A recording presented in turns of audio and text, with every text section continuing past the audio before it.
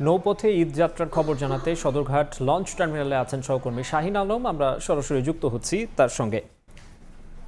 পবিত্র ঈদ উল ফিতর ঈদের একদিন আগেও সদরঘাট লঞ্চ টার্মিনালে ঘরমুখ মানুষের ভিড় রয়েছে। শুক্রবার সকাল থেকেই কিন্তু যারা দক্ষিণাঞ্চলের যাত্রীরা রয়েছেন তারা এই সদরঘাট লঞ্চ টার্মিনালে আসছেন এবং বিভিন্ন ধাপে ধাপে বিভিন্ন রুটে তারা কিন্তু এই গন্তব্যে দিকে যাচ্ছেন।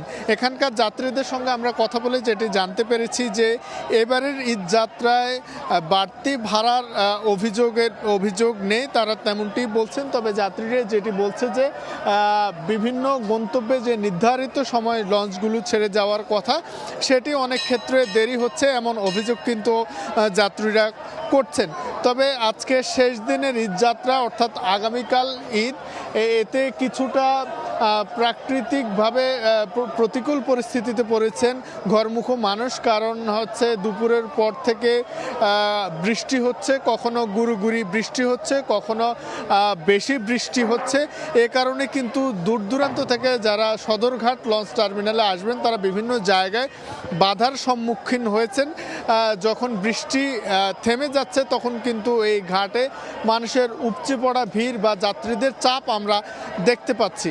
তবে অন্যান্য দিনের তুলনায় গতকাল এবং গত পরশুদিন আমরা যাত্রীদের যে পরিমাণ ভিড় দেখেছি সেটি তুলনামূলক কম। কারণ ঈদের আর এই বিকেল এই রাতটুকুনি বাকি রয়েছে, কারণ আগামীকাল সকালে ঈদ। শেষ মুহূর্তে আসলে যারা বাড়ি যাবার সিদ্ধান্ত নিচ্ছেন বা নিয়েছেন তারাই কেবল এই সদরঘাট লঞ্চ টার্মিনালটিতে আসছেন।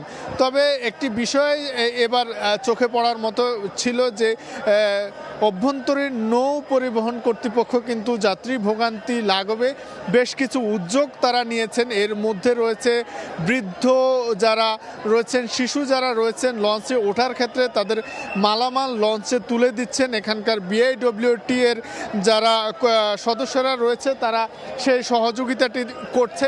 এছাড়া যদি বলি তারা সদরঘাট লঞ্চ টার্মিনালের ভিড় কমানোর জন্য আরও অতিরিক্ত 2টি লঞ্চ টার্মিনাল নির্মাণ করেছেন। তো এ ছিল আমার কাছে ঘরমুখ মানুষের বাড়ি ফেরার সর্বশেষ খবর। সদরঘাট থেকে যুক্ত হয়েছিলেন রিপোর্টার শাহিন আলম। আমি কি কিছু ধরেছি নাকি? আপুটা আপনাকে চেক আউট করছে।